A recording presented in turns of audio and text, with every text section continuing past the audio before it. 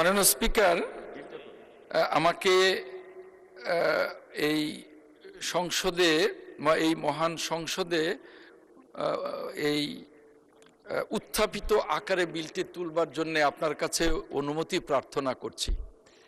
আপনি উত্থাপন করুন মাননীয় মন্ত্রী। মাননীয় স্পিকার, আপনাকে ধন্যবাদ। আমি আহমেদ আজম খান, মন্ত্রী মুক্তিযুদ্ধ বিষয়ক মন্ত্রণালয়, প্রস্তাব করছি যে জাতীয় মুক্তিযোদ্ধা কাউন্সিল আইন 2022 খ্রিস্টাব্দের 15 নং আইন সংশোধন পূর্বক যুগ উপযোগী করিয়া জাতীয় মুক্তিযোদ্ধা কাউন্সিল সংশোধন আইন 2026 প্রণয়নকল্পে একটি বিল, জাতীয় মুক্তিযোদ্ধা কাউন্সিল সংশোধিত বিল 2026 মহান সংসদে উত্থাপিত আকারে এই মহান সংসদে পাশ করা হোক। মাননীয় স্পিকার, আপনাকে ধন্যবাদ। অবিলম্বে উত্থাপনের জন্য। মাননীয়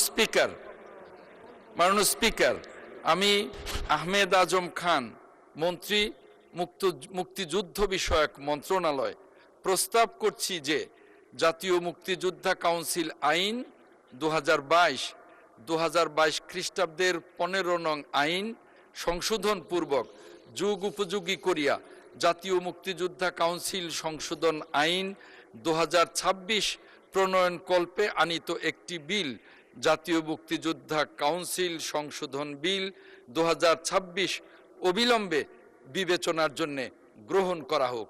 মাননীয় স্পিকার, আপনাকে ধন্যবাদ। সংসদের সামনে প্রশ্ন হচ্ছে, সংসদে উত্থাপিত আকারে জাতীয় মুক্তিযোদ্ধা কাউন্সিল সংশোধন বিল 2026 অবিলম্বে বিবেচনার জন্য গ্রহণ করা হোক। যারা এই প্রস্তাবের পক্ষে আছেন তারা হ্যাঁ বলুন, যারা এই প্রস্তাবের বিপক্ষে আছেন তারা না বলুন। আমার মনে হয় হ্যাঁ জয়যুক্ত হয়েছে, হ্যাঁ জয়যুক্ত হয়েছে, হ্যাঁ জয়যুক্ত হয়েছে। অতএব সংসদে উত্থাপিত আকারে জাতীয় মুক্তিযোদ্ধা কাউন্সিল বিল 2026 সংশোধন বিল 2026 অবিলম্বে বিবেচনার জন্য গৃহীত হল। মাননীয় সদস্যবৃন্দ, বিলটির উপর দফাওয়ারি কোনো সংশোধনী নেই। আমি এখন বিলের দফাগুলো সংসদের সামনে পেশ করছি। সংসদের সামনে প্রশ্ন হচ্ছে, বিলের দফা 2, 3, 4, 5, 6, 7, 8, 9, 10, 11, 12, 13, 14 এই বিলের অংশ হিসাবে গ্রহণ করা হোক। যারা এই প্রস্তাবের পক্ষে আছেন তারা হ্যাঁ বলুন, যারা এই প্রস্তাবের বিপক্ষে আছেন তারা না বলুন। আমার মনে হয় হ্যাঁ জয়যুক্ত হয়েছে, হ্যাঁ জয়যুক্ত হয়েছে, হ্যাঁ জয়যুক্ত হয়েছে। অতএব বিলের দফা 2, 3, 4, 5, 6, 7, 8, 9, 10, 11, 12, 13, 14 এই বিলের অংশ হিসাবে গৃহীত হল।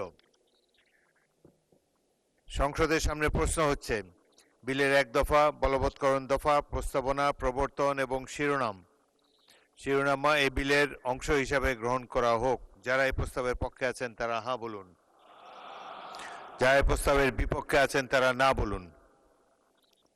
আমার মনে হয় হ্যাঁ জয়যুক্ত হয়েছে, হ্যাঁ জয়যুক্ত হয়েছে, হ্যাঁ জয়যুক্ত হয়েছে।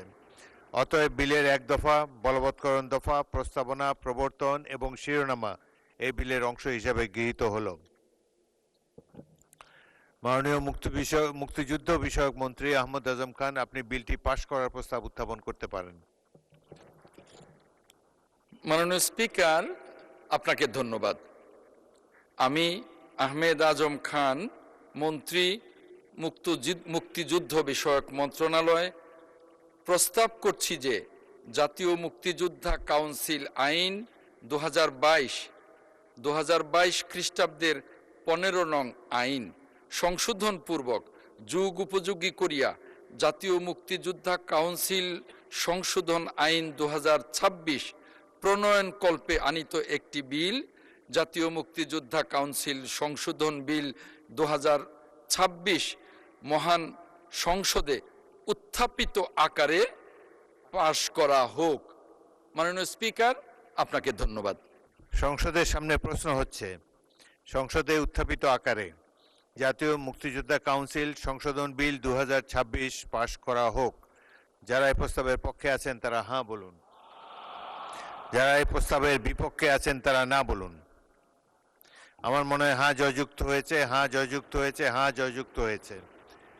অতএব সংসদে উত্থাপিত আকারে জাতীয় মুক্তিযোদ্ধা কাউন্সিল সংশোধন বিল 2026 সর্বসম্মতিক্রমে পাশ হলো।